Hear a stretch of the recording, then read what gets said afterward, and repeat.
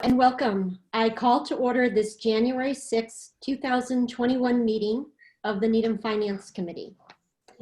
As a preliminary matter, permit me to confirm that all members and persons anticipated on the agenda are present and can hear me. Members, when I call your name, please respond in the affirmative. Josh Levy? Here. Barry Kaufman? Here. John Connolly? Here. Tom Jacob? Rick Lunetta? Here. Here, sorry. That's okay. Louise Miller? Here. Jim Healy? Here. Dick Riley's not on yet. Okay. And our staff member, Louise Misgard. Here. Good evening. This open meeting of the Needham Finance Committee is being conducted remotely, consistent with Governor Baker's executive order of March 12, 2020, due to the current state of emergency in the Commonwealth due to the outbreak of the COVID-19 virus. In order to mitigate the transmission of the COVID-19 virus, we have been advised and directed by the Commonwealth to suspend public gatherings, and as such, the governor's order suspends the requirement of the open meeting law to have all meetings in a publicly accessible physical location. Further, all members of public bodies are allowed and encouraged to participate remotely. The order allows public bodies to meet entirely remotely so long as reasonable public access is afforded so that the public can follow along with the deliberations of the meeting. Ensuring public access does not ensure public participation unless such participation is required by law, except for the agenda item entitled Citizen Request to Address the Finance Committee. This meeting will not feature public comment. For this meeting, the Needham Finance Committee is convening by a Zoom app as posted on the town's website, identifying how the public may join. Please note that the meeting is being recorded and that some attendees are participating by video conference. Accordingly, please be aware that others may be able to see you, so take care not to screen share your computer. Anything that you broadcast may be captured by the recording. All supporting materials that have been provided members of this body will be available on the town's website unless otherwise noted. The public is encouraged to follow along using the posted agenda unless the chair notes otherwise. We are now turning to the first item on the agenda. Before we do so, permit me to cover some ground rules. I will introduce each speaker on the agenda. After they conclude their remarks, the chair will go down the line of members, inviting each by name to provide any comment, questions, or motions. As a first order of business, I would ask for a motion that this meeting will be continued to the committee's next meeting of January 13th, 2021, if a technical problem develops. Is there such a motion? So moved. Second. All in favor? Aye. Aye. Thank you. Aye. All right, with that, we will turn to the first item on the agenda, the citizens' request to address the Finance Committee.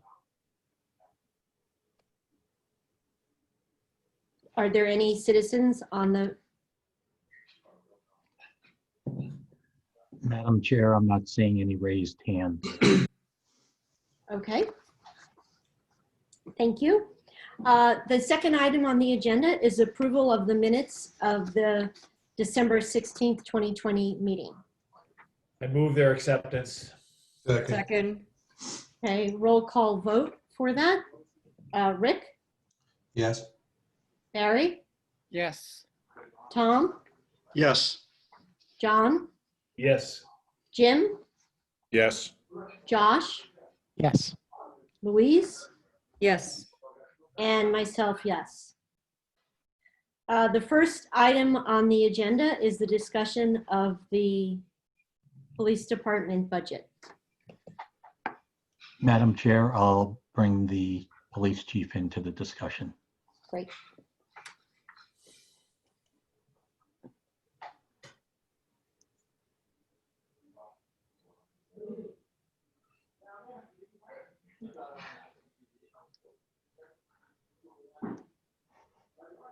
Can you hear me? Hi, Captain Schlittler. How are you? Good, how are you? Can you all hear okay? Yeah, we can hear you fine. Okay, I have Lieutenant Baker to my right here is out of the picture, but okay. So how do we want to start this? Do you want to kind of give us a high level? Yeah, Madam Chair, I have some introductory remarks to introduce the great. police Thank department. you. Thank you. I'm happy to introduce that. Good evening, Chief. By way of some background to this budget, the department fulfills its core mission of public safety with 63 employees, 53 officers, 5 dispatchers, 1 animal control officer, 1 mechanic, and 3 admin personnel. And they accomplish this with some hardware with 21 vehicles, 11 cruisers, 3 detective vehicles, 1 chief's vehicle, a lieutenant vehicle, 1 unmarked car, an animal control truck, 2 motorcycles, and a pickup truck. The department responded to 47,540 calls in FY20. This is slightly up from a prior year, with just like last year, just about 8% of them responding to priority calls. It's important to note that the current collective bargaining agreement expired on June 30th, 2019, with a 1-year extension until 6/30/20. This extension cost $160,000, and it's included in the FY21 $7.6 million figure on the worksheet reference on the last page of the section. Negotiations are in progress, and the FY22 increase of $40,000 over FY21 is salary and wage line item due to longevity and to some overtime. The department received a total of $157,000 in grants, 98,045, up from 84,000 the year prior for the state's 9/11 incentive, 34,000 and some change, up from 30 for the state training grant, and 25,000 up from 14 for the federal grant for traffic and enforcement. Currently, there are 3 vacancies and a potential of 2 retirees. The fuel line continues to be split between vehicle supplies and gasoline, and the $59,000 presented here reflects a decrease of $21,562 from the prior year of $80,000 and some change for gasoline. This is based on a 3-year consumption average of 8,000 gallons per year at $2.45 per gallon, down a couple cents from $2.47 last year. The $19,000 for vehicle supplies remains unchanged. There are 2 capital requests, both in the fleet, 1 frontline cruiser and 1 lieutenant administration vehicle. Jumping to the DSR-4, the position referenced in this is a master's level mental health clinician from Riverside Community Care to be shared equally between Needham and Dedham police departments. Riverside, it should be noted here, is the employer of record, and as such, the $45,000 is the department's annual fee, share fee for the service in this clinical resource. Absent a collective bargaining agreement, which will undoubtedly increase the department's overall cost, as well as significant reduction in the capital line, as presented here, the FY22 proposed budget is $7,525,435, which represents a slight decrease from FY21 of about 1%. Madam Chair, I'd like to invite comments from the chief to further delineate my background and any questions from the committee. Thank you. Thank you. Chief, it's yours. thank you. Good evening. I just wanted to touch on a couple of things regarding the budget and some of the things that we see on the horizon that may impact the budget going forward. The first thing would be, as we look at the criminal justice and police reform, as that was just approved and signed within the last couple of weeks, we are unsure of what that rollout's going to look like and what the impact will be on some of our training, our policies, in terms of our use of force, use of force reporting, training on missing persons, mental health co-response, bias-free policing, critical incident and stress management are some of the topics that we're just not sure what it's going to look like going forward this year. Some of it is effective immediately, and some of that will be rolled out in July and as late as next September. That's one of the things that we just don't have a good grasp on what that impact will be this year. Obviously, next year we'll have a better idea. The other thing that we see on the horizon that's going to be an issue is recruitment and retainment of officers. It's been difficult the last couple of years. This year, obviously, it's a lot more difficult. And as we look at the civil service list, we're very limited in terms of Needham residents who are on the list. And when we go further down the list, we're going to be looking at people from different communities outside of Needham. And it doesn't always mean that they're going to sign the list to take the job. The last time we put out for 2 officers, I think we only had 5 or 6 that signed the list. And anybody that was located outside of Needham did not sign. So we're very limited in where we have on the list. And there's a new test coming, I believe, in April. And that list won't be certified till sometime September or October before we can start to use that list. So we do look at that as being a problem going forward. And we're looking at ways to address that. We put out for a lateral police officer. Just recently, we have 2 police officers in the academy right now. And we're actually going to be looking for another lateral police officer until we can determine what the new list will look like. And we do obviously have a couple of retirements coming up that may impact us, hiring as well. And as we discussed last year during the Finance Committee, the process of hiring and the length of time it takes, with the impact of COVID, it's even pushing that further back on academies being open and running and the time of getting those started. So, we look at the time from calling a list, signing the list, to the interviews, the background investigations, pre-employment screening, and then putting somebody in the academy and completion of that academy to somewhere from 12 to 14 months. So the only bright side of this is that when we get through these retirements, we might have a little lull for 4 or 5 years, and then we're going to have another group of retirements. So that's something that's definitely going to impact us going forward. In terms of our vehicles, the vehicle replacement schedule that we put together last year, you're going to see it down this year, but next year we're going to be requesting more vehicles, because what we used to ask for frontline vehicles every year. And what we found out is through the ordering and processing and getting to us, it took some time, and there were some occasions that we would have cruisers backing up. So we felt that the best case scenario would be to do those every other year. We'd purchase, the longer warranties, and we'd keep these cars for 3 or 4 years.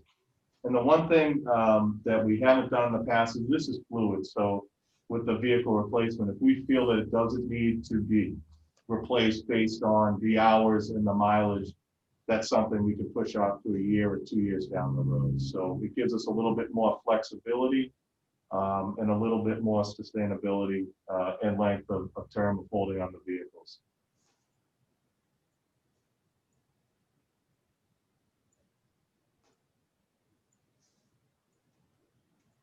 Great. Thank you. Questions, Louise? Yes, so I have a question about the grants that are received by the police department. So are those grants that need to be spent annually or within a certain period of time, or are any grants of the type that you might be able to accumulate in an account? They all have to be spent within a certain time frame. they're all reimbursement grants that Yeah. have to be reimbursed. Okay, thank you.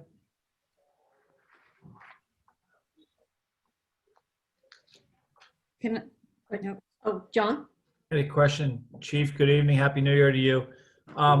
When you use the term impacts, I can understand how obviously it would be make your job more challenging with respect to staffing, but are there financial impacts or budget impacts to retirements or not being able to fill positions? And if so, can you explain to us what they are?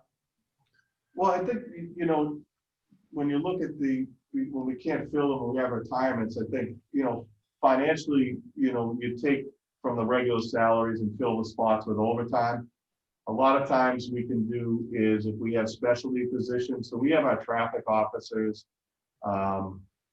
that work during the shift, but their main priority is to do enforcement. But if we're down people on the shift, we rotate them down in patrol to try and deal with overtime costs. But the one thing that the biggest concern for us is when we get down several officers and we have the inability to fill them right away, is officers getting ordered into shifts. And, you know, they're working 16 hours straight, they're off, they're coming back, they're getting ordered again. So it's more of a personnel and officer safety type thing because of the long hours and trying to fill these shifts to fill the minimum. Chief, if I can just follow up on John's comment, I've seen nationally the trends of officers who are leaving the force prematurely, well before their usual anticipated leave date.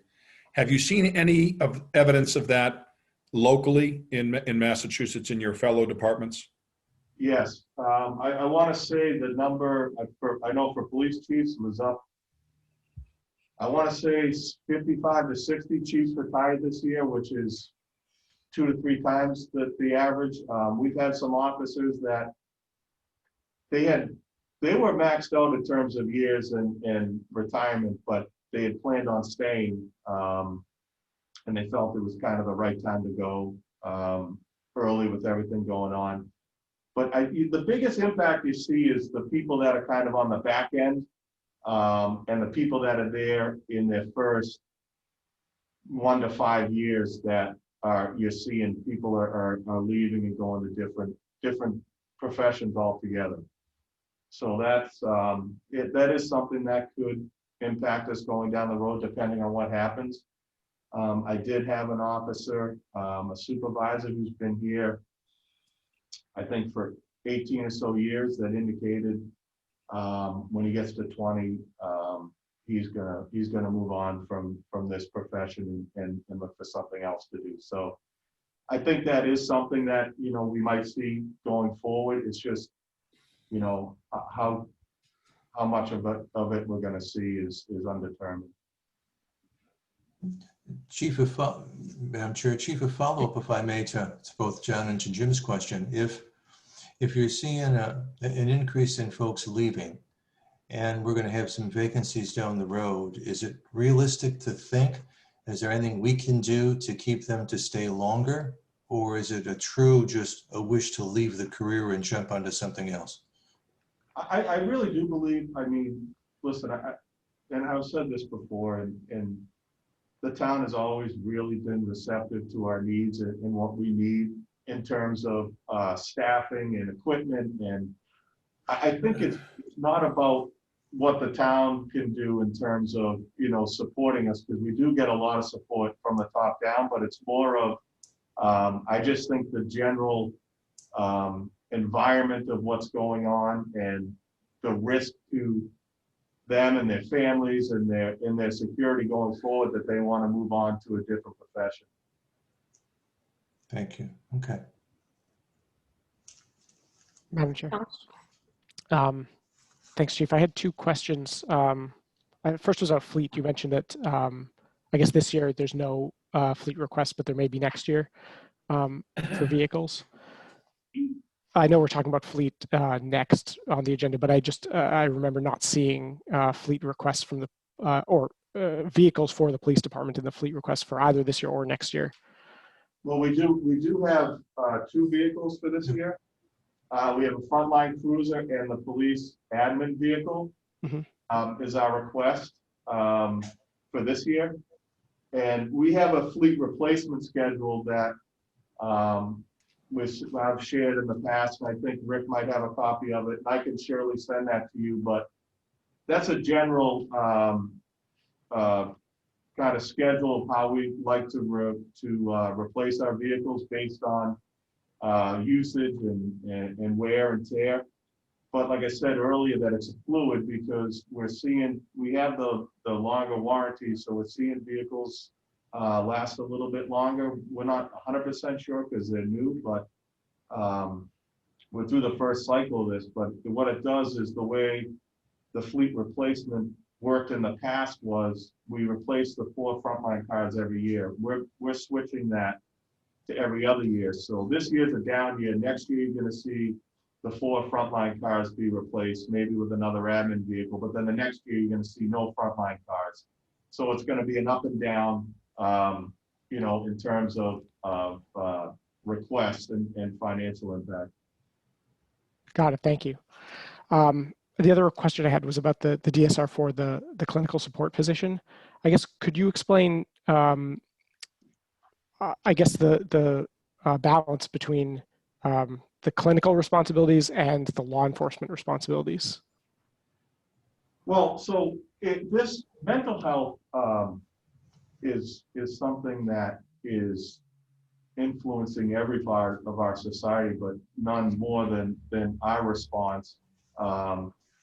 Because when somebody's in crisis and they're assaultive, suicidal, we have to respond. And so we started the process along several years ago, which started with the IACP One Mind Pledge, where we made a pledge to have a relationship with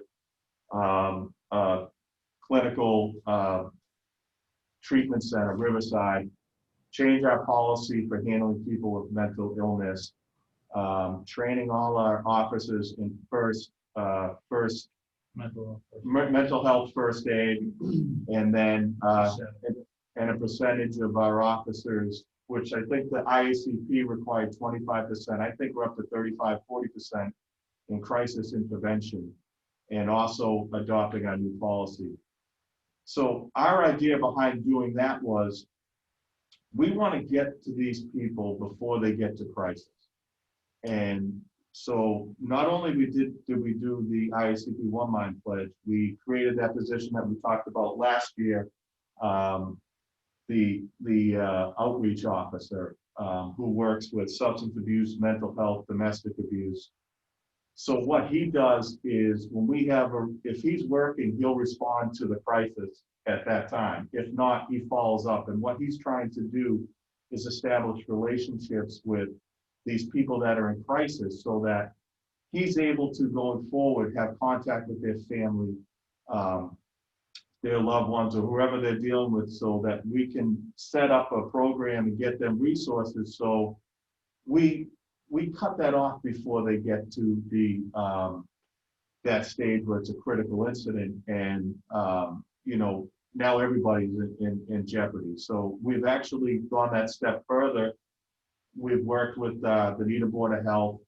They've tried for a couple of years to get a grant for a social worker. I was contacted by the chief of Dedham Police, said that they received some funding from their town meeting to have a clinician. So we decided we were to split that position. So she'd be in Needham 2.5 days a week, and 2.5 days in Dedham.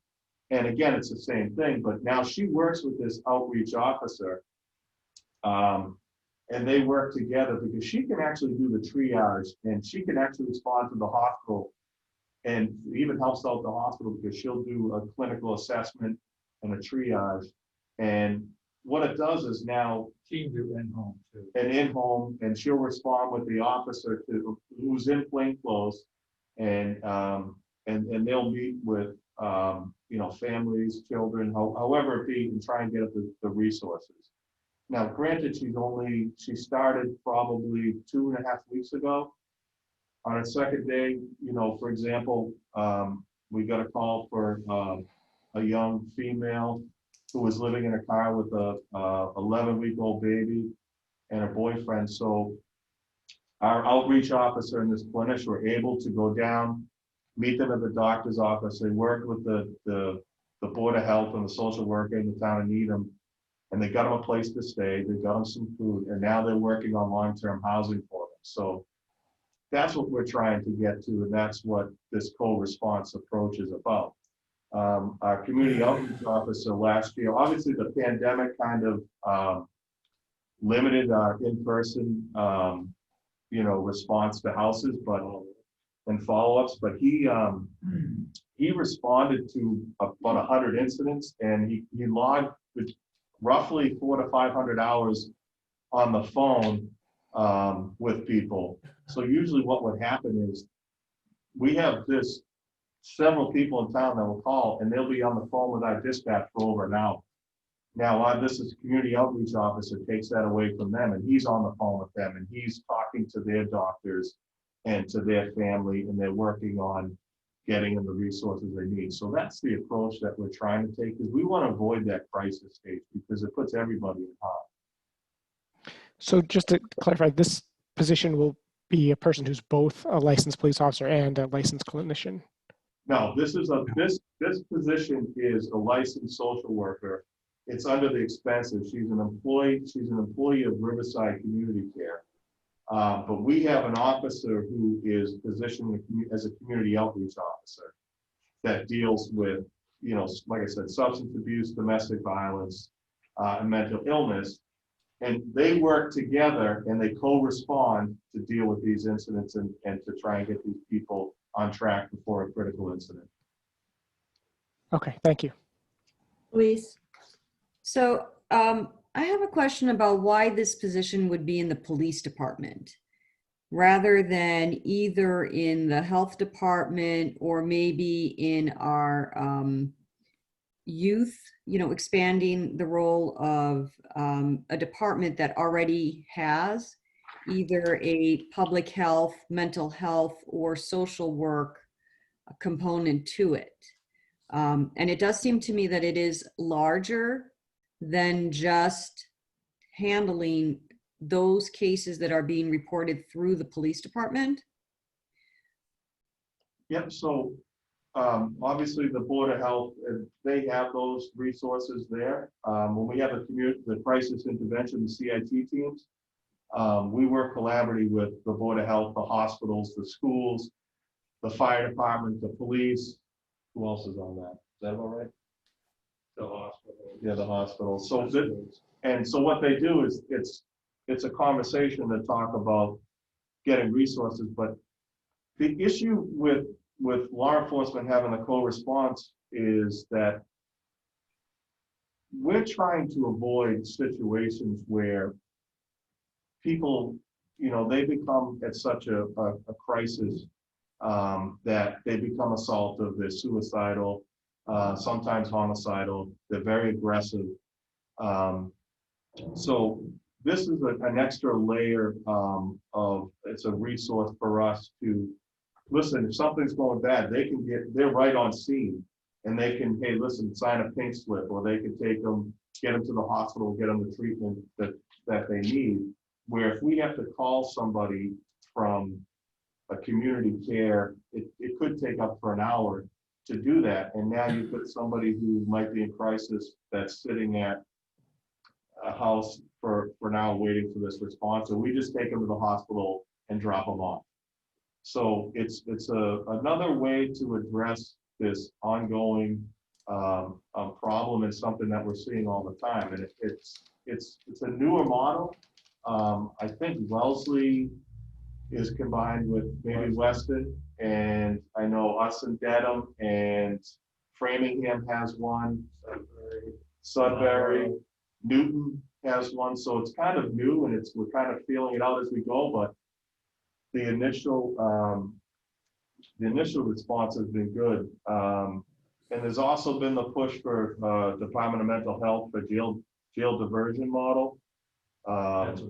This is what really this is part of that through the Commonwealth. Because a lot of times when you see mental health, we go and there's some type of an assault or there's some type of damage or destruction, and in order to try and, obviously these people are in an altered state, and the court system's not the right place for that. And we're very well aware of that. And so we feel if we use this approach and get them into resources and get them to the treatment that they need, that's where they need to be. They don't need to be in our system. They don't need to be in the court system, because it doesn't do anybody any good, because they can refuse any type of court the court says, well, go get some help. It's very hard to enforce that. So this is what, we're trying to establish and trying to complete. Mhm. Can I just ask a follow-up question? So, but here we would share the position with Dedham and Riverside Community Care. So what I hear is you're trying to get a certain type of support within the police department that would help you deal with these cases, and you're looking for quicker responsiveness, broader base of responsiveness. So how are we going to be structuring that? Is that there's one FTE that is available on call? How are you going to achieve those goals that you're trying to? It's not only about call response, it's about the follow-up and putting resources in place, and also therapy. Our community outreach officer, no officer that's on our police department is licensed to provide any type of therapy or assessment from a psychological or medical standpoint. So this gives us that ability. So for instance, if she wasn't here on a weekend and we had an incident and the person was, say, Section 12, which is an involuntary committal, she can follow up with the hospital. Riverside may very well have done the assessment. She can follow up on that, make sure that structures are in place for therapy, and also work with the community outreach officer to get resources in place, resources for family members that may also be suffering from the disability. And she'd also have more access to certain records and so forth in her position that we wouldn't be necessarily available to get, but that may help in that assessment as well. And she also can provide beds for substance use and mental health a lot faster than if we were trying to use, for instance, one of the social workers at Sarasota. I think I understand Louise's point. Doesn't it seem as though you'd be better off purchasing services, broad-based services, as opposed to an FTE? Well, this is an expense. So this isn't, in terms of, we are purchasing for an expense half the salary, and it's just an expense for that half of the salary for her to come in and work in Needham and Dedham. It's not, there's no legacy costs associated with it. It's not a full-time employee in terms of on our staff. She's just almost like a contractor that comes in. I understand, I get it, but I'm just wondering, instead of making the case that you're buying half of a FTE from Riverside, sharing it with Dedham, wouldn't it be better to characterize it that you're buying services from Riverside that would not necessarily be tied to any one particular FTE, but could be used at any given time whenever that need arose? That would be good, but they're not going to do the follow-up. They're only going to deal with people in crisis. They have crisis response teams, and they also have services that go to the hospitals and do assessments for whether or not to keep somebody on an involuntary hold.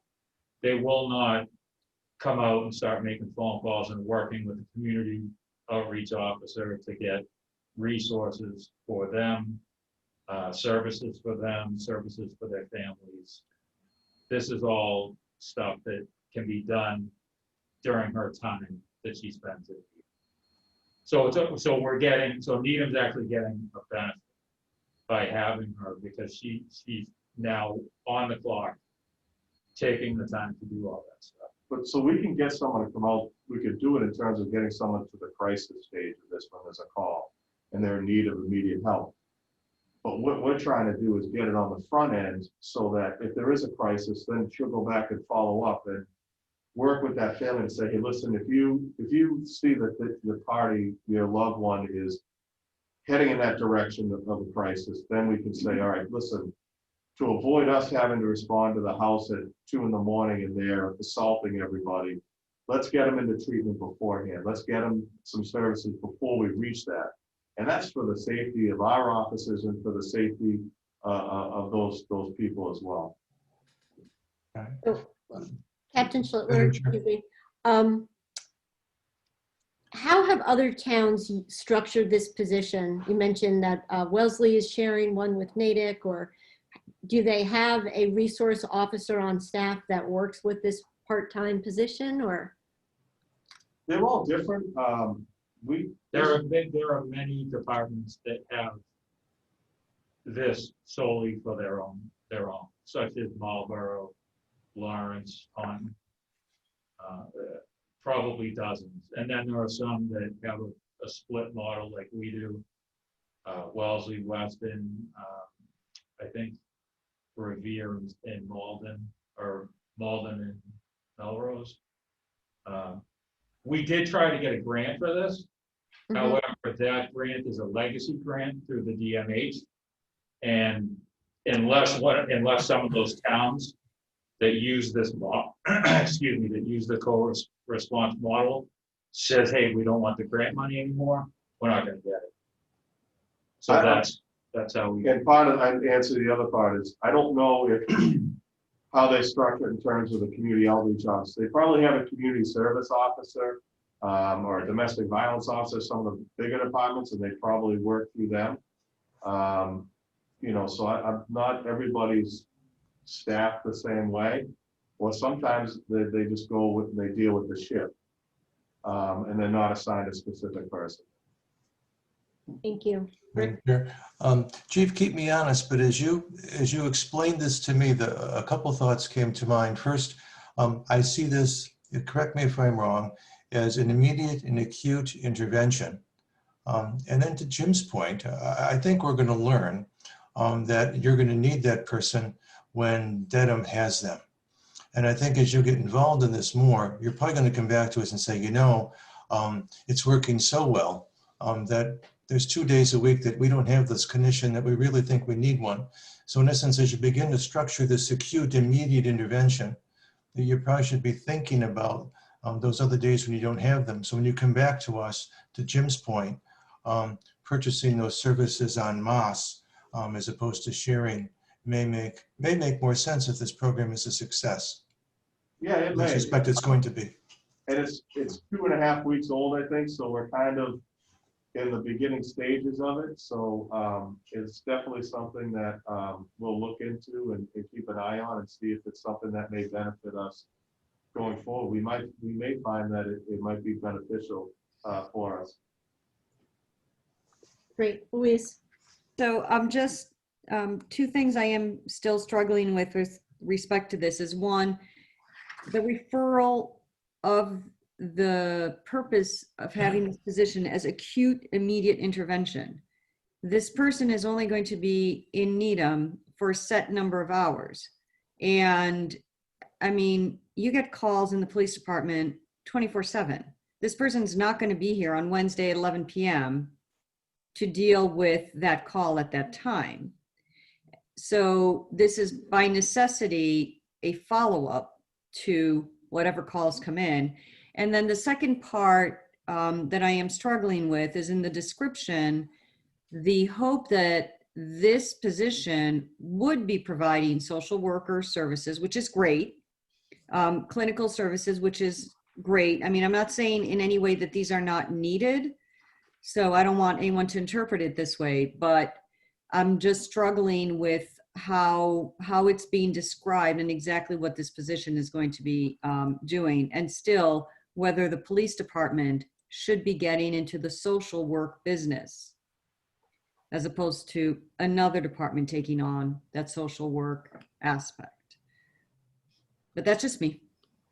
No, I understand. I think, I've worked with the Dedham chief, understand that, we are 24/7. So even if we had somebody that was here 5 days a week, they're not going to be here for 16 hours during that day. But if somebody is, when we work with Dedham, if something's going on in Dedham and she's available from Needham, she can definitely respond over there to help in a crisis and vice versa.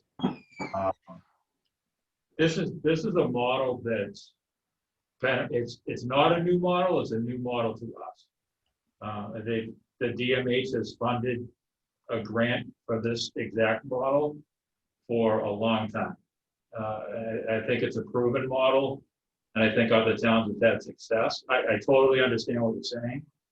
That there is not always going to be that acute emergent situation she's going to be available for. And like I said, Riverside does have emergency services. The problem being that it's not always as immediate as it needs to be. So it's you're kind of in the same situation if you have as if you don't. So unfortunately, that emergency acute situation is kind of the moving target. Like how are we always going to have that? And the only way to do that would be to license all police officers and so forth, which I think is probably not cost effective. But I think, that's why we've done so much work on the back end with all our officers being mental health trained, first responder training, then the crisis intervention training. There's 35 to 40% of our officers have specialized training in this and dealing people with mental illness, so that when they in de-escalation and when they go, so that's part of that. So we understand that this person is not always going to be there, but we've also done some things on the other end in training our officers to be more aware of signs of mental health, and when they do see those, that's the adequate way to respond. So, Carol, my last question regarding the police department. With respect to fleet, does that mean we're going to see budgets that fluctuate significantly? Like 60, 70, $80,000 from year to year?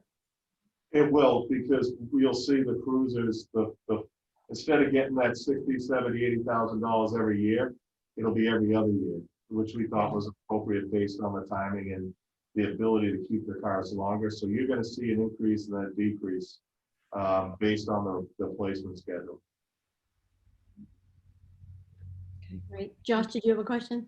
Yeah, this was about the, I guess, the clinical support position. So it's, just want to contextualize myself. So the program's been in place for 2.5 weeks.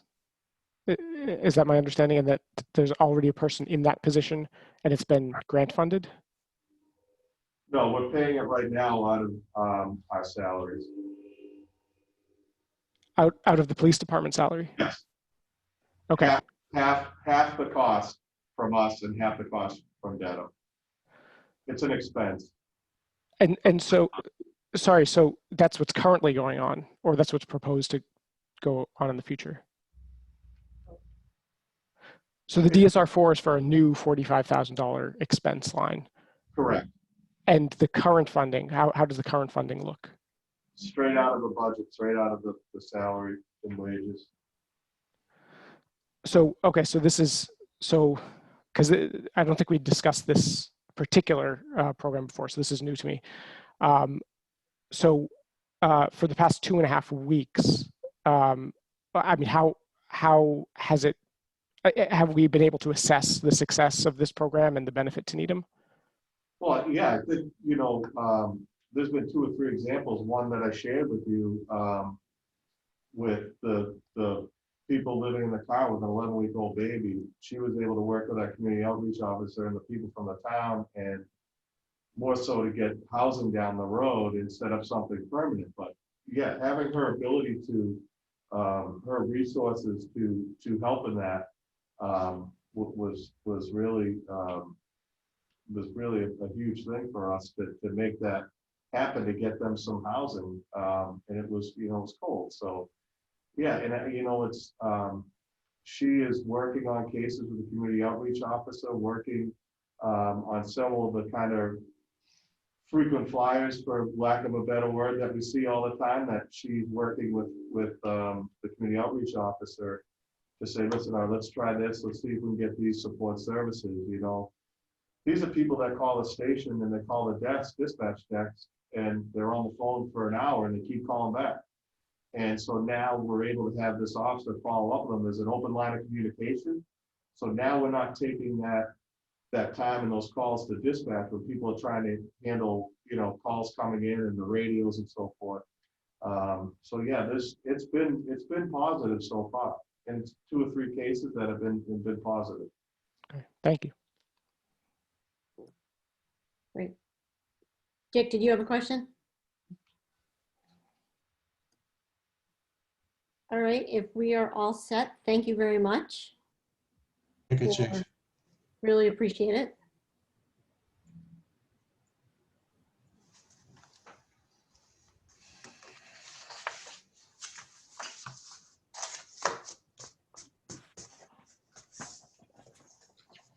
So the next thing on the agenda is fleet capital. Madam Chair, given that the time with the police was a little longer, and since I'm with you until the end, I would ask you to consider deferring fleet until the end and stop. Absolutely, that's fine. Okay. And with that, I will bring in Karis Lustig, and Right. she'll let us know what others she wants to bring into the discussion.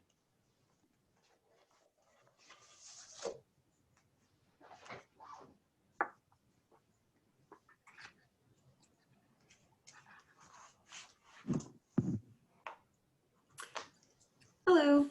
Hello. Hi, Karis. I'd like to bring Cecilia Simchak into the discussion as well. Great. Cecilia's joining. And we have many members of Public Works available if there are very specific questions, but it's probably not worth it to bring them in unless there's a specific subject matter that we think would be helpful. Great. Madam And Chair. oh, Josh, did you want to lead us off? Or- Yeah, I was just going to give a quick introduction. So Dick and I met with Karis and her team last week. I'll give a quick high-level overview of some of the changes in the base budget, and then there are several DSR4s as well. Hopefully, we can jump in right after that. So some of the high-level changes: there is an increase in the roadway marking budget of $52,000. That was based upon this past year having only one bidder for that same work. It's possible that next year there could be a second bidder that competes for that, but that increased cost has been carried over to this year, to fiscal year 2022. Just in case there's still one bidder again. That's also related to last year. Last year's increased funding for twice annual roadway marking rather than once annual. Recycling costs are actually decreasing, and that's after several years of them increasing. We see an increase in the HVAC maintenance budget of about $47,000, and I believe Karis and her team had circulated earlier today an outline of some of that HVAC maintenance and filter replacement that's going on. The filter replacement specifically is an increase of about $178,000 that is proposed to be done on a quarterly basis as a result of the innovations that have been introduced due to COVID. We talked about briefly the Jack Cogswell building, which came online earlier this year. That's been going well, but actually it's not being used just for storage. There are 17 staff reporting out of that location due to COVID in an effort to keep staff members socially distant. There are some capital equipment replacement requests. I believe there are 5 items. Only one of them, the stand-on plow for $30,000, is new equipment. All the others related to parks and solid waste are replacement items. And then there are also DSR4 requests, several of which we've, I think were submitted as requests in prior years. but there are also some new ones. For instance, there's a dam decommissioning request, which we can talk about in more detail. I think that's related to some work well, it's related to changes in state law that in order to avoid future costs in future years. And then there's also a facilities maintenance, excuse me, warrant article that's proposed. In previous years, this has been in the amount of $600,000 for the coming fiscal year 2022. That's proposed to be increased to $1 million. The reason is because the $600,000 appropriated for fiscal year 2021 had to mainly be used to upgrade facilities, ventilation, and other attributes related to maintaining the schools in safe condition for COVID. So routine maintenance that the money had been thought to be spent on this year was actually deferred.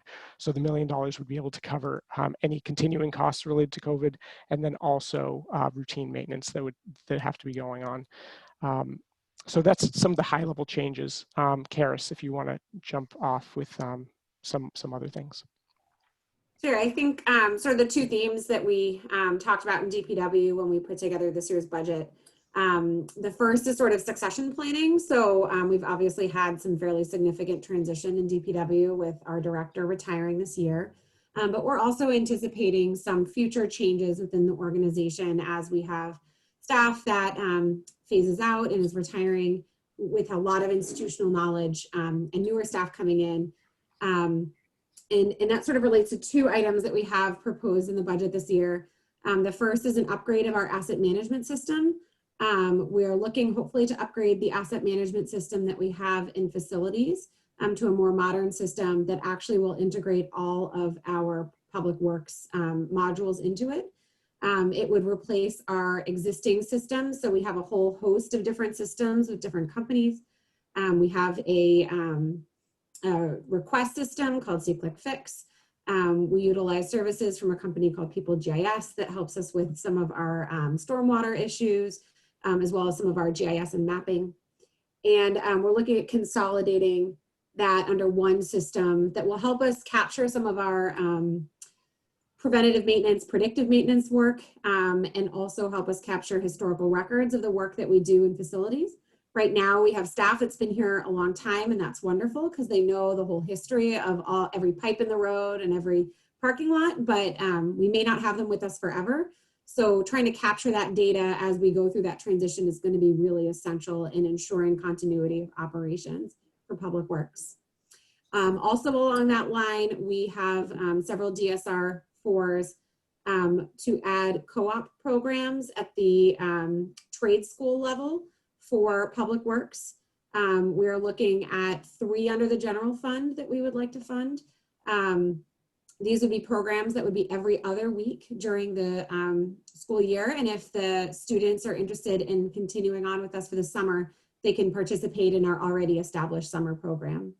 We're looking at hiring somebody in our water, which I can discuss in the Water Enterprise Fund. But in our fleet, we're finding that we are very fortunate to have a fully staffed fleet, but most of our comparable communities are not as fortunate, and they are having a very difficult time finding qualified mechanics. So we believe that if we can try to start off students in our facility, that we may be able to retain one or more of them as we have transitions in our fleet. And we find that that is absolutely the practice in the private sector, where they will go to some of these trade schools and make offers to some of the students there. We also are looking at hiring someone in the building maintenance division in one of our skilled trades. Again, we're having a very difficult time recruiting and retaining individuals in the HVAC, electrical, and plumbing. So again, trying to get somebody on board and learning with us to both assist us while they're here, but also potentially to provide an entry into employment with us later on. And then in our forestry department, to try to get students who are focused more on horticulture, so we can have some aid in that department as well. We've hired and retained people interested in in the fields, more in the field maintenance side, but finding people on the tree maintenance side is a little bit more difficult as well.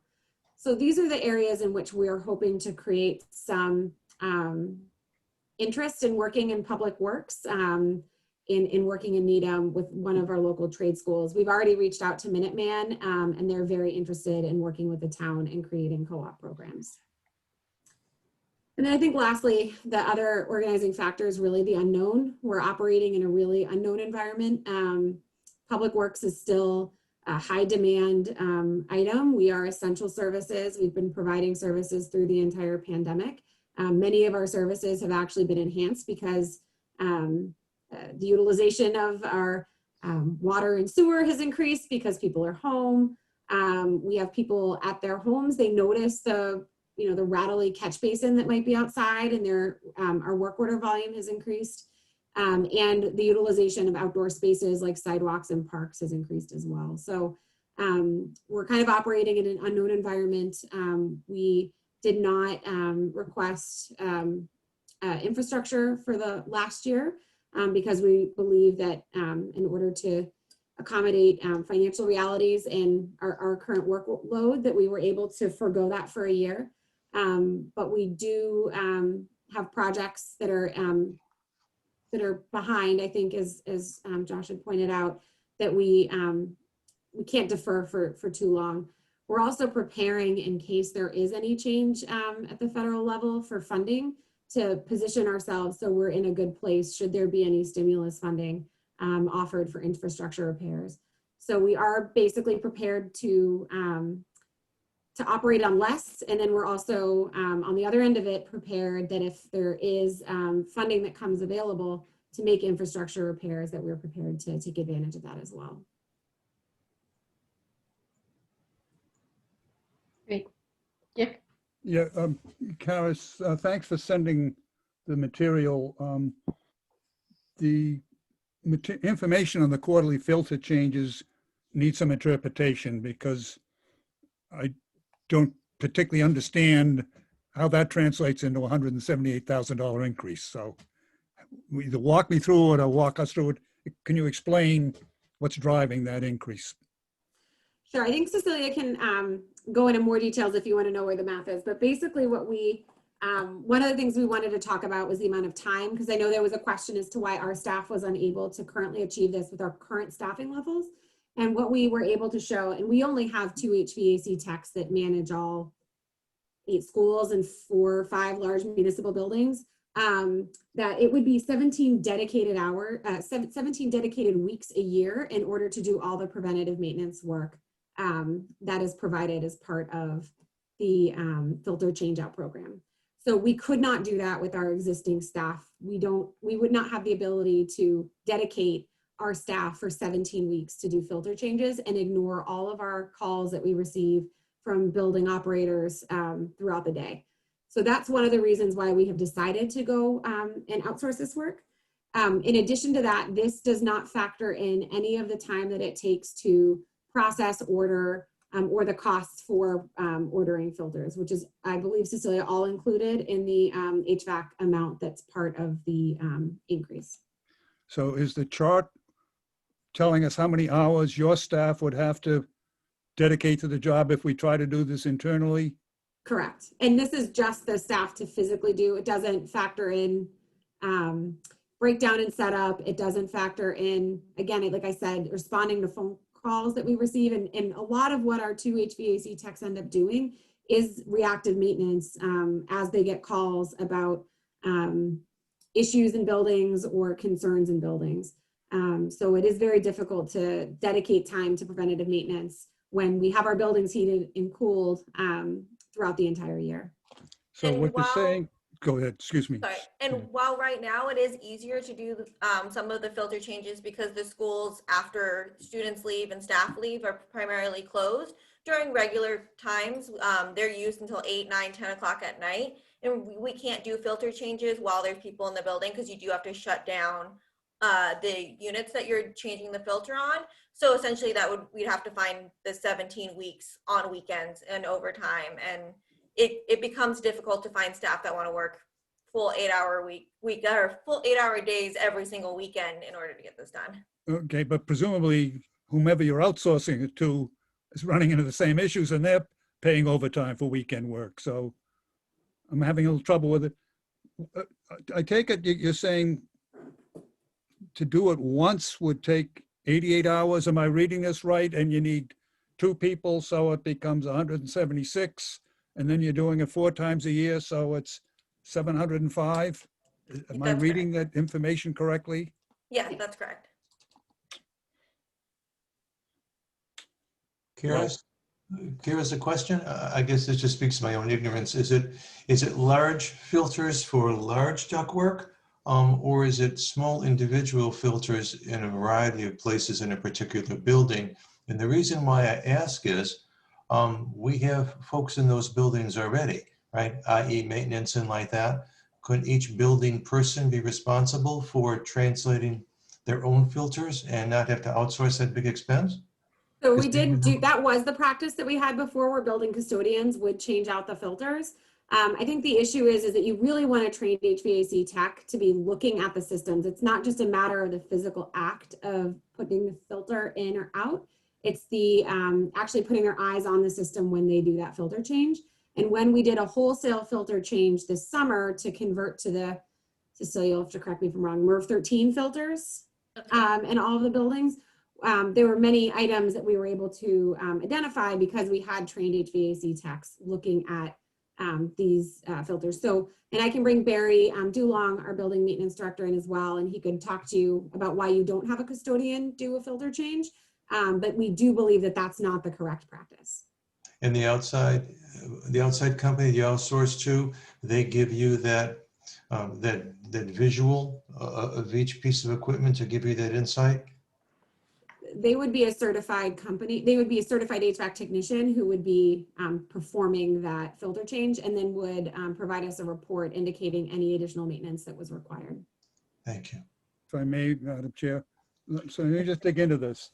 You're saying it's the total weeks involved is 17 weeks, and we're paying 178,000. So it's, in effect, it's $10,000 a week. I guess what I'm saying is we would have to hire additional HVAC techs full time for them to be able to then work overtime in order to do the filter changes. Okay. And how many people bid on this work? We had quite a few last time, Cecilia. Yeah, we had quite a few different vendors. I want to say at least 3, and we've had 2 different companies in the last 5 years. So we've been outsourcing it already? We've been outsourcing the HVAC work, but not the actual filter changes. I pass the baton to Louise. Yeah, so I have a kind of more fundamental question as to why we would be replacing every filter in every building once quarterly. I understand under COVID, the enhanced requirements for higher level filters, which do need to be replaced more often. We're not finding, so in Wayland, we're not finding that they need to be replaced that often. So, you know, that would be my first question. And if you look at ASHRAE standards, I think they refer to annual, semi-annual inspection with semi-annual or annual replacement. And then I question whether you really do need an HVAC technician to just replace a filter. I think annually to look at your system, that might make sense, but I'm not sure about quarterly when you're just replacing the filter. I'm going to suggest— Seems like a lot of money. If David, if you could bring Barry Dulong in to the meeting as well, he can certainly talk to more of the technical requirements of ASHRAE. I do know that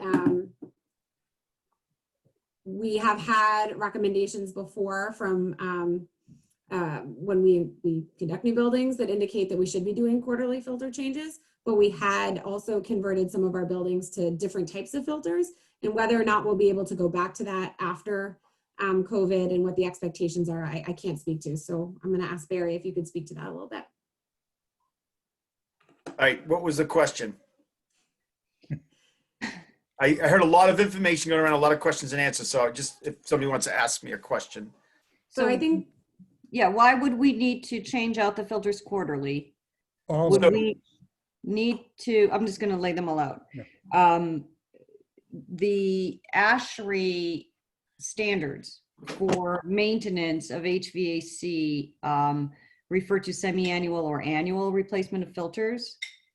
And while we may have upgraded filters during COVID, is that something that we're going to maintain, since those filters probably do need to be replaced a little bit more often than others, and we are probably inspecting at a higher rate? Is that really what we anticipate doing as we go forward? Those were mine. I know Dick had other questions. So let me answer yours first. MERV 13s are protected typically by MERV 8s. MERV 8s are less expensive filters, and they do need to be changed more often. They're your first line of defense before all the outside air goes into the system and gets distributed downstream. Your MERV 13s are considered your final filters, so they're protected. So they get cleaner air that passes through them. So they do not need to be changed out as often as the MERV 8s. However, the almost the same amount of labor has to go into changing out the MERV 8 filters as would the MERV 13s. You still have to bring up all this material. You have to open up all these units. You have to shut them down. You have to pull out the old filter material. You have to do a visual inspection, which should only be done by a qualified HVAC person. And then you have to replace them with the new filters, and then you have to lug all this material off the roof.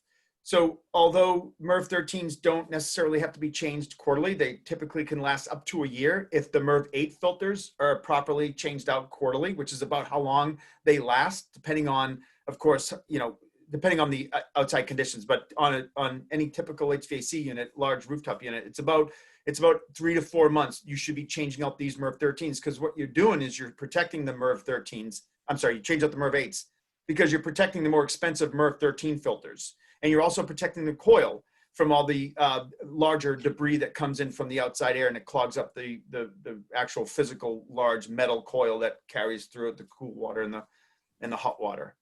So, ASHRAE's recommendations doesn't always translate into reality. We have, especially during like when springtime comes and summertime, and you have all that pollen and all the other debris that's floating around the air. During the day, the filters actually get used up a little bit more than they would, let's say, in the wintertime, where there's less pollen, there's less debris in the air. But the best practice is that you change out these less expensive filters more often, so you're not changing out the very expensive MERV 13 filters, and you're also not spending hours cleaning out your coils, or you're replacing fan blades and other components inside of the machine because they're getting gunked up with outside contaminants. Okay. My question, Barry, was I'm just having trouble getting my head around 17 weeks of work translating into $10,000 a week. Just seems really high for what you've described. So a lot of, I guess we can, it's hard to kind of quantify when you're looking at trying to replace, you're trying to maintain a schedule of changing out filters and not doing a couple here and there. By the time you're done, you're back to the first one and you let the other ones go. And there's so many more factors involved in changing out filters and why we should change them and why they should be qualified HVAC technicians changing them and not custodians. Even for the smaller units that are like at the Mitchell and the Pollard, changing out filters require somebody to also take a quick vacuum to the inside pan and vacuum out all the large debris, do a visual inspection. And our custodians don't have that qualification to understand, how a fan's supposed to look, how a motor's supposed to look. And these are the things that we should have been looking at and discovering for the past 10 years, and we haven't been, which is why we just spent almost $1 million basically retro commissioning all these buildings and, making up for a lot of deferred maintenance and really a lot of unqualified people working on our machines or opening up our machines and replacing components that otherwise should have been replaced by a qualified technician. Now, compiling the hours, this is really kind of an estimate. This isn't an exact science. We're looking at about how long it takes per unit, depending on the size of the unit and how many filters. And then you're just kind of looking at all the buildings and how many filters we have, and just kind of do the equation. But it's, this isn't an exact science when it comes to how many hours. Some units may take more time to replace filters than other units because somebody sees something that they should probably do, like replace a belt. They could smell something in the fan that's, it could be the old grease in the fitting, so they have to re-grease the fan. There's a lot of things that happen. So some of them take a lot less time than they typically would. But it all depends on the machine, how old the machine is, when the person gets up onto the unit. I mean, there's other factors that we need to take into consideration. So this is just really a kind of a general estimate of how long it should take with the units we have at our schools. Let me try another way. Am I right? There's a little over 300 units total we're talking about here? I'm just looking at the table here. Say again? I'm looking at the table, and just a quick eyeballing, I'd suggest we're looking at, call it 350 units. Sounds about right. Okay, 4 times a year, that's 1,300 applications. I'm telling you, I can't get my head around the cost. So do we have a bid item for this yet? Or is this something that we estimated? So we actually got a quote from the vendor. So when we needed to change out all of the filters quite quickly in the end of summer, early fall, in order to get the schools back in, we had a vendor come in and quote us for the quarterly changes. And then we asked them to re-quote it right before we submitted the budget, just kind of confirm that this was a number that would hold, and not necessarily because we were asking during COVID times for them. So this is an actual quote from our current vendor. I did inflate it a little bit because they're not guaranteed to be our vendor in FY22. We are going back out to bid for our HVAC services, and it does include the cost of the filters, the additional cost, the $178. It does include the filter cost because the MERV 13s were more expensive than the MERV 8s. We wanted to include that. So when this goes up to bid, I foresee this being lower than what we've estimated, because the MERV 13s, that would be good. Yeah, the MERV 13s are not required to be changed out. And I think early on in the whole pandemic, the schools and everybody was just, we need to be on the spot and changing out all these. And we're looking at the cost of these MERV 13s, and we accounted for the costs of changing out MERV 13s more often than we actually really need to.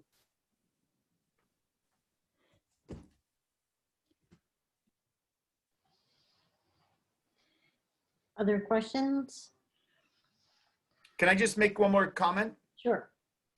I guess really depending on the COVID and, people's reactions to going back to a more normal way of operating, like, these machines weren't designed to operate the way we've now redesigned them to operate.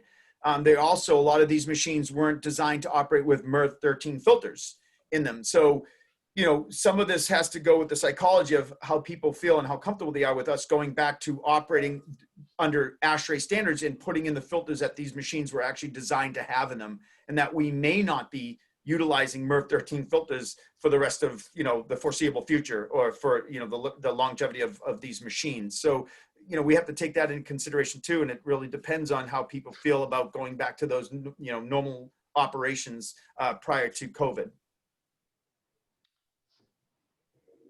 Barry? And just roughly, what is the magnitude of cost differential if we're able to go back to the old normal? I would have to I would have to put some thought to that. I'm sure Cecilia and Karis also would, but it would be quite a bit different. It really would be. A lot of things would change. We wouldn't be putting as much air through them. The filters, again, the MERV 13s, they're expensive filters. We wouldn't be buying as many of those. There'd be quite a bit of operational changes that would significantly reduce not just the maintenance costs on these machines, but also our electrical costs to operate these machines at the level that we're operating them at.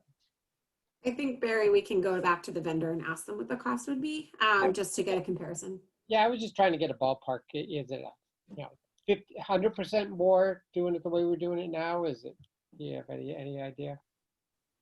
I don't think it's 100% more. I mean, we've pushed we're pushing these machines right now to their limit. And because there's so much more emphasis on maintaining them, we're going to be able to maintain them at this level. For how long, I'm not sure. But again, I think, I don't know if it's 100%, but there's going to be a significant reduction, I believe, in my opinion, but I think we need to really do some more investigating on it. Okay, thanks.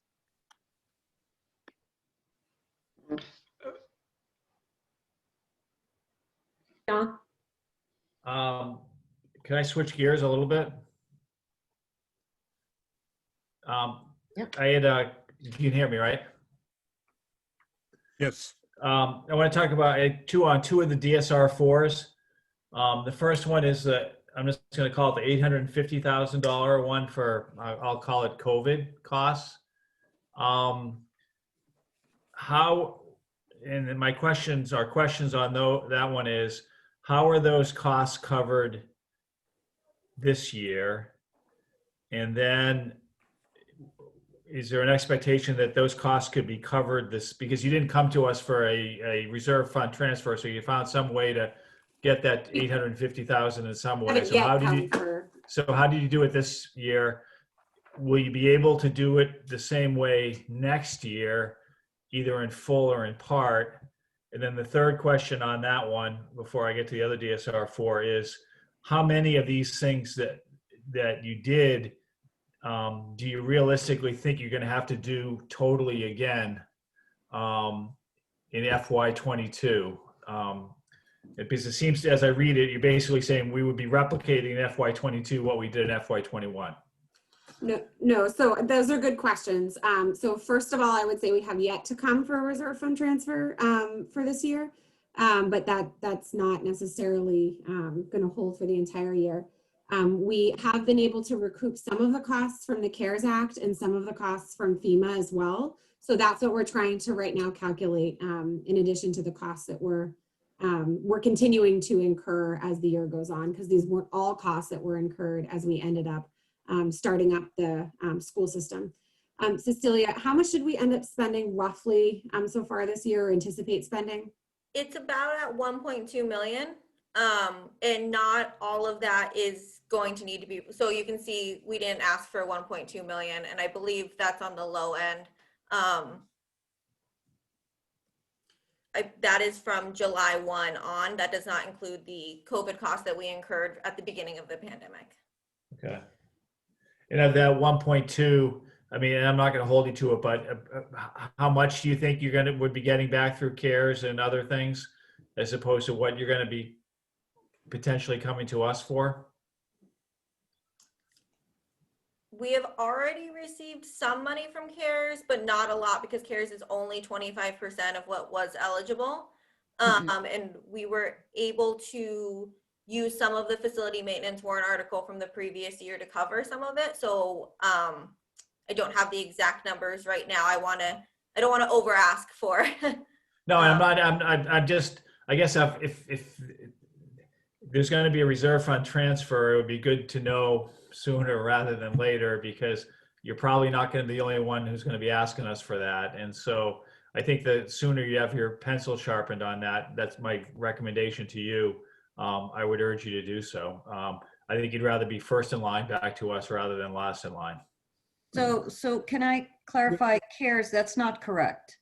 So FEMA is 75% of eligible expenses. CARES will pick up the other 25%, so 100% are covered. If something is not covered under FEMA but still falls under the definition for CARES funding, it's 100% covered. Madam Chair, may I? Relevant to this sub-discussion, we had a liaison meeting on townwide expenses earlier today, and I raised the question, if this is a emergency type of expense, wouldn't it make more sense to boil it into the reserve fund where we had more flexibility rather than committing it into the DPW? And Dave, as usual, was one step ahead of me, at least one step. And while he agreed with the underlying principle, the suggestion is that this will be included as part of a financial warrant article item, so that it's not built into the normal budget, but it is a special item reserved for that. We clearly still have to go in and identify how much is required for that, but it would also give us the flexibility to use it to apply to other areas if it needed, rather than having it committed to the DPW budget. Mhm. Louise? I was part of that discussion, and I still want to know why we wouldn't use the stabilization fund for that cost. The stabilization fund sits there and it sits there and it sits there. And I think I've been around town government for, now it's almost 27, 28 years. And there might have been 3 or 4 times during that period when we've actually used it. The state used its stabilization or rainy day funds.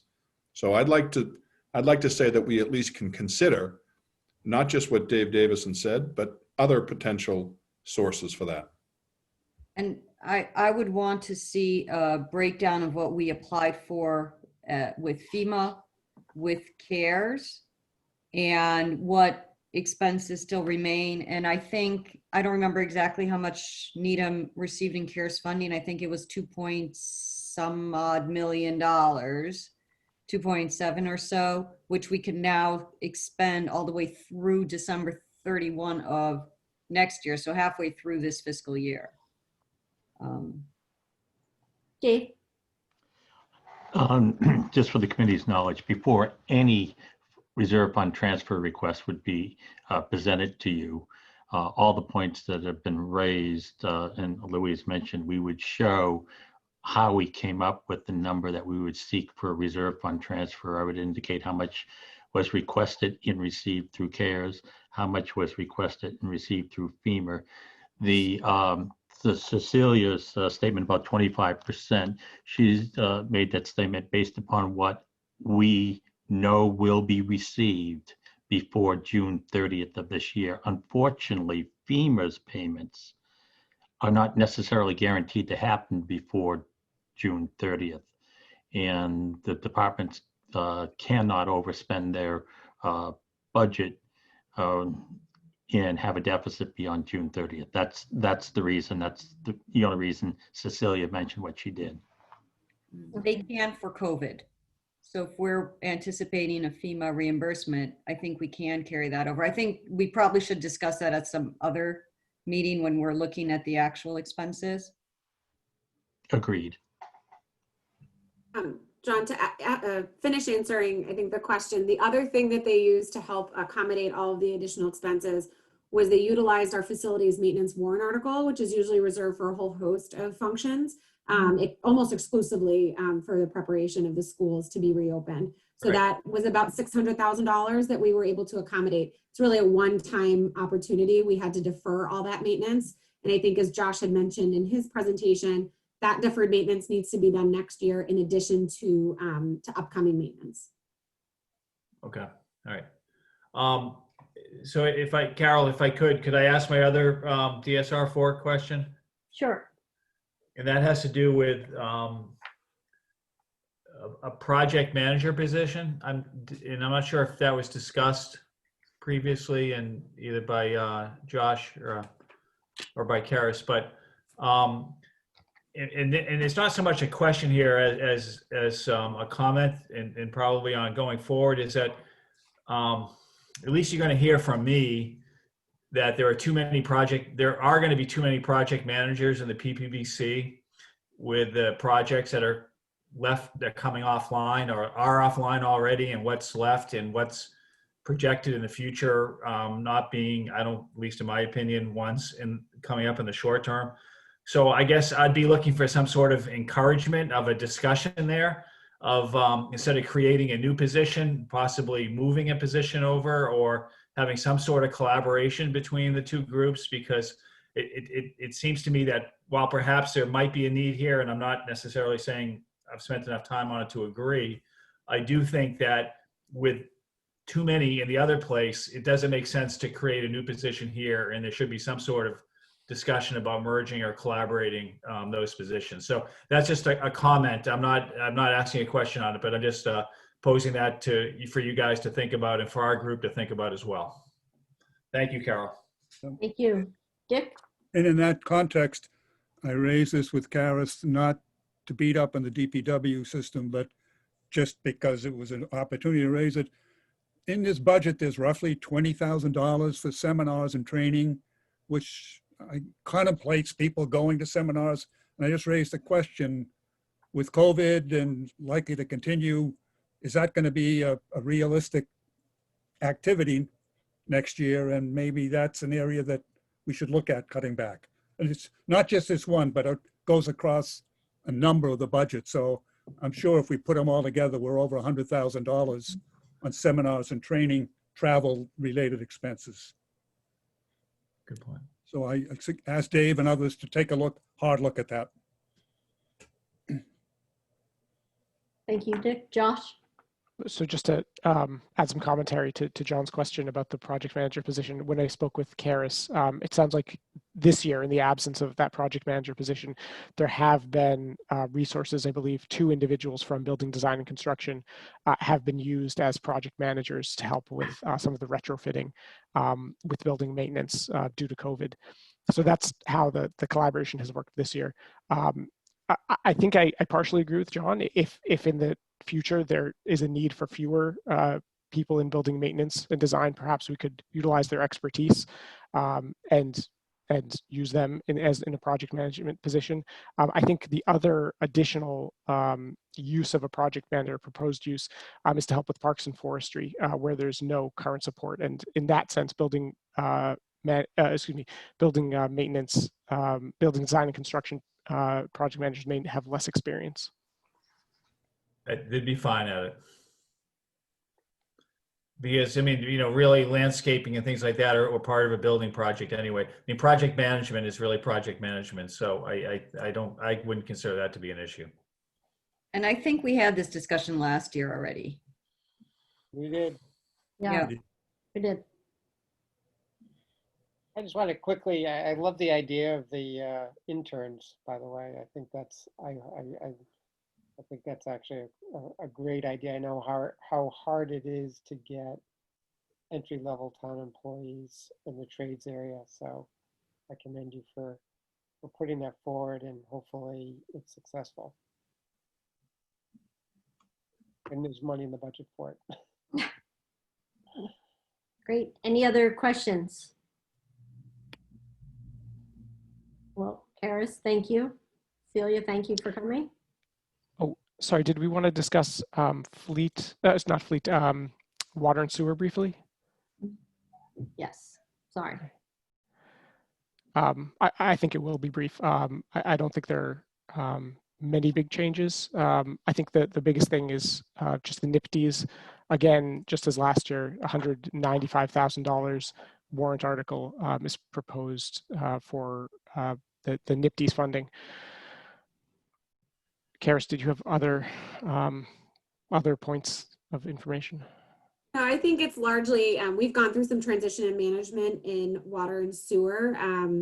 We had Chris Ariak, who was our water sewer superintendent for, I think, 2 or 3 years, left, and we have promoted Sean Harrington to our water sewer superintendent position. So this budget is largely kind of maintained. There's no major changes within it. Because we really haven't had the opportunity to really look at the programs that our new superintendent wants to implement. The one change I will add is just on the co-op side, and I will emphasize how critical it is, particularly in this budget. Water and sewer, as far as specific required licensure, that is very difficult to get in the private sector. We have transition that's happening right now and will continue to happen throughout that organization. And it is so essential for running our water and sewer operation. So actually what was interesting is Minuteman now has a program where they graduate their students with operator and training licenses for distribution and water treatment. Water treatment is one of the areas it is very difficult to find somebody with that particular license. So it does present us a really wonderful opportunity to try to grow somebody internally to take those positions. We only have 3 licensed people in the town. So that, as you can imagine, like even during COVID, we have to be very careful about who we have in the facility at what time, because it's really only 3 people who have to maintain a facility that requires a person on site every single day. So that's just the one thing I would add about water, and that we do have this nice opportunity with a local trade school that offers that program. I think that's a great program that we should pursue. The other thing, you remind me of the assistant superintendent position had previously been allocated as a third to each of DPW water and sewer budgets. I think in this year, moving forward, it's all going to be allocated to the water budget. Yeah, so you'll actually see a decrease in the sewer budget and the payroll and an increase in the water budget. It's not an increase or decrease, it's simply just transferring the expense from one enterprise fund to the other. But we'll still do the reimbursements to the general fund and the other enterprise fund, or the water is picking up the entire? The water's picking up the entire cost of the assistant superintendent. Why? I may have to defer to Dave on the answer to that question. The, I'm sorry. Madam Chair, I think Dave wishes to be recognized. Oh, sorry. That's okay. Sorry. Certainly to the question. All the administrative aspects of water and sewer, we budget entirely in the water department, and we have a fee to cover administrative expenses, which is charged to the water customers, and hence that's why I have the budgeting of those positions in the water department. So when you say, but what about drains?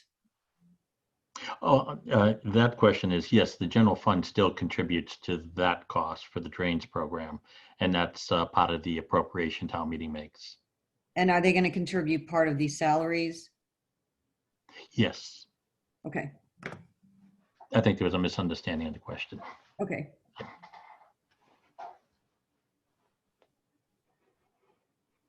Any other questions? Great. Josh, you're all set? Yeah, thank you, Okay. Karis. Thank you very much.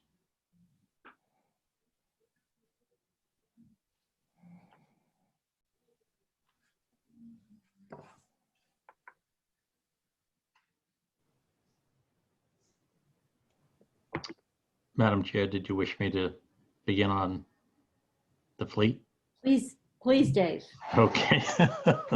Madam Chair, the Fleet Capital is a program that as a comprehensive single submission began in 2015. And the purpose of that was it was noticed that each individual department that was submitting capital requests for fleet replacement would have different matrices and different methodologies in terms of determining costs, as well as every department was submitting was letting, of course, understandably that their request was the top priority.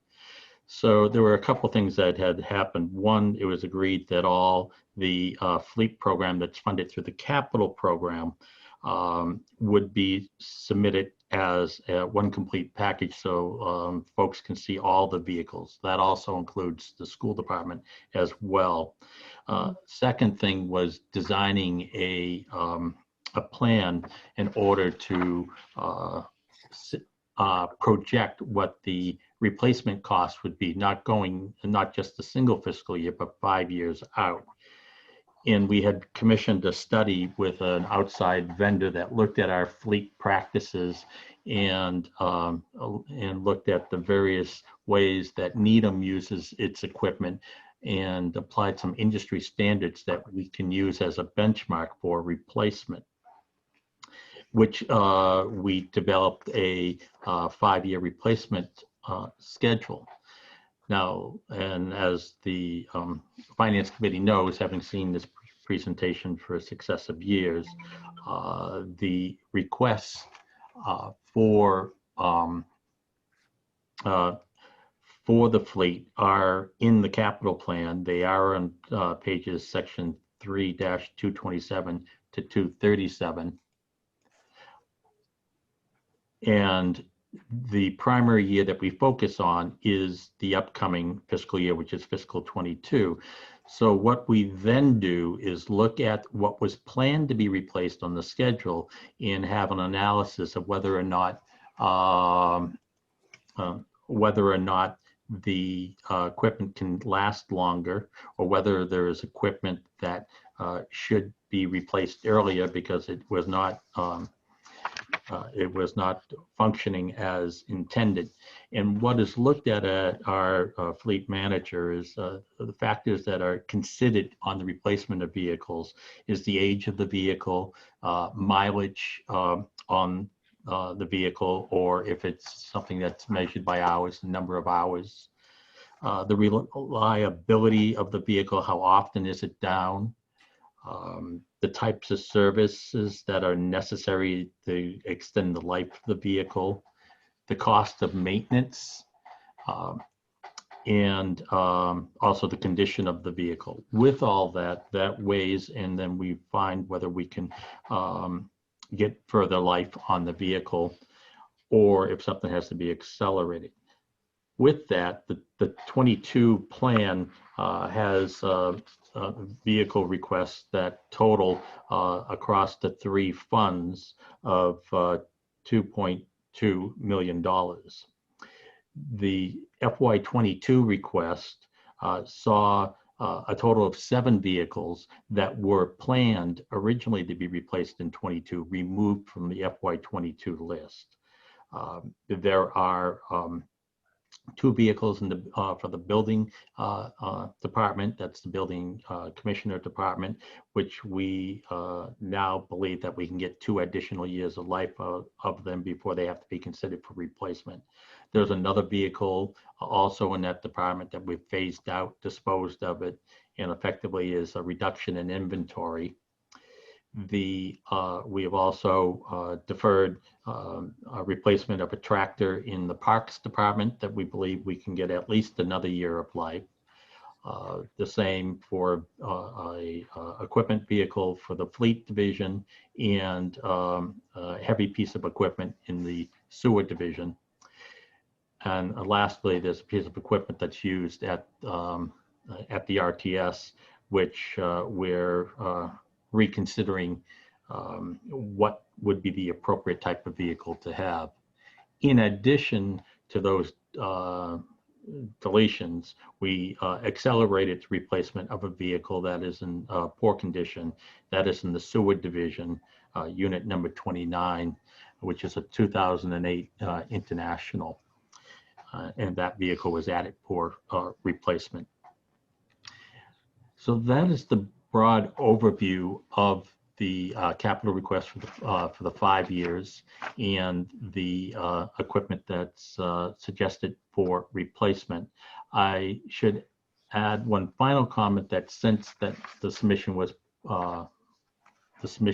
given to the town manager's capital plan has been released, and there are 3 vehicles that have been identified as tier 2 capital. And what that means is that if there are insufficient resources, those would be the vehicles that would not be replaced. But if there are funds identified to fund those replacements, then they would be considered for funding.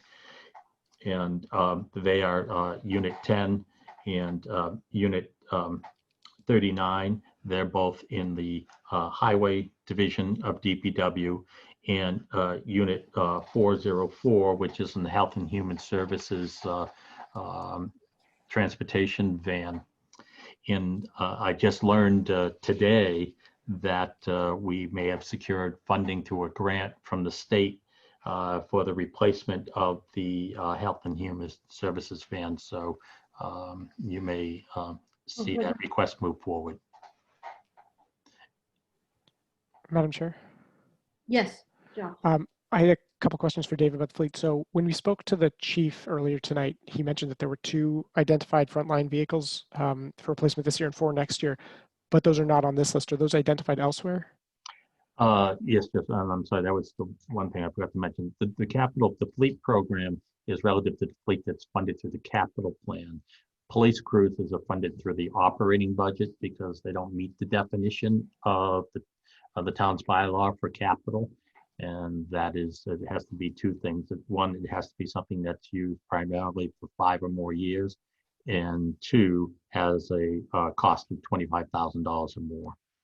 So the town has been funding police cruisers through the operating budget for decades. Just as background, I guess what's the rationale for that definition of capital, that it meets both those requirements? I wasn't working for the town when town meeting passed that bylaw, so Okay. I don't know. It's certainly 25,000 bought a lot more back then than it does today, but it hasn't been changed in decades. Okay, sorry, that actually last one wasn't one of my questions. The other questions about fleet are, I noticed that several items, so for instance, well, 39 and 17, I know you mentioned 39 is tier 2, but 39 and 17 are identified, along with 25, are identified to be replaced all with the same type of vehicle, but they do not all have the same costs. Same thing for the heavy truck 19 and then also 29. So I'm just wondering why there are different costs for the same vehicles. The extra cost comes in terms of the type of equipment that has to be added on to that particular type. That's the base model. That's the type of vehicle it's bought, but then there may be a box put onto it, or there may be a plow rating situation. There may be a standard that there's the extra equipment. And all that is included in the purchase price of the vehicle. Okay, thank you. Madam Chair. Yeah, Dave, just one question. The C-02, the fire Chevy Tahoe 2016, that seems like a pretty short life for it to be replaced. Is that receives particularly hard treatment, or what's the issue there? Two things. First, that vehicle is to be replaced. It's a frontline vehicle. Public safety vehicles, public safety in my definition is police and fire, because of how they're used and the high rates of speed and stuff. The life cycle is shorter, but the vehicle, that vehicle is being replaced by a new vehicle, but that may not be disposed of. Or what would happen is that would become the secondary vehicle, and the secondary vehicle is the one we dispose of.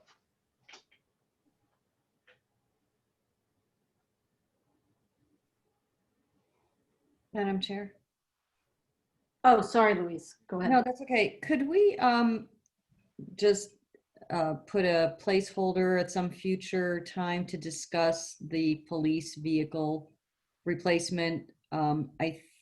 Maybe it might be in February when we discuss the operating budget. I'm a little concerned about a fluctuating line in the operating budget.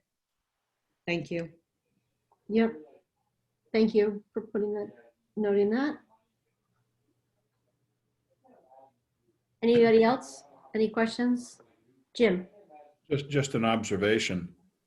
I was lucky enough to have a chance to wish Rick Merson goodbye at his retirement at DeFazio Park in September, October, I believe. And I made the observation to my old pal, Johnny Cusick, that with all the trucks that came by, I just hope someone from the finance committee wasn't there. Unfortunately, I didn't know it was me.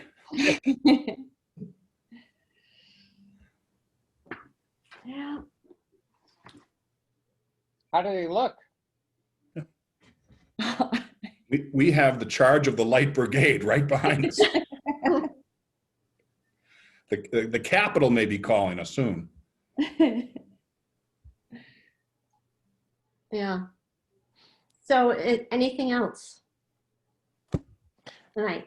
Yeah, Josh. I guess one more observation. I think about the school vans. I recall that the school department had moved to a policy of replacing 2 per year, whereas previously their replacement cycles were kind of uneven, where they would have to replace, several in 1 year and fewer in the next year. I'm just wondering about these 2 specific vehicles, if they had been tiered the same way as the town vehicles had, because I know that these 2 are in particular newer than the others. The answer is they do look at that. They if they can get extra life out of the vehicle, they will, and they'll get rid of a vehicle that may be in poorer condition. But their requests for the vehicles are based upon other safety standards that, quite frankly, don't apply to all the other municipal vehicles. But they did work with us several years ago to agree to smooth out their replacement cycle. And as you noted, Mr. Levy, is that it's 2 vehicles a year. Thank you.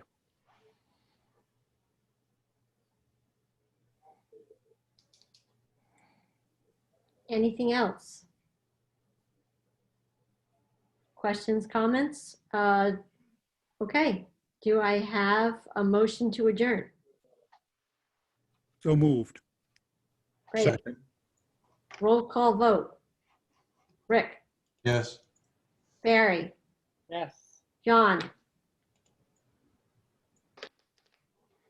Oh, he moved. Jim, Yes. Dick, Yes. Louise, Yes. Tom, Yes. Josh, Yes. myself. Yes, adjourned until next week.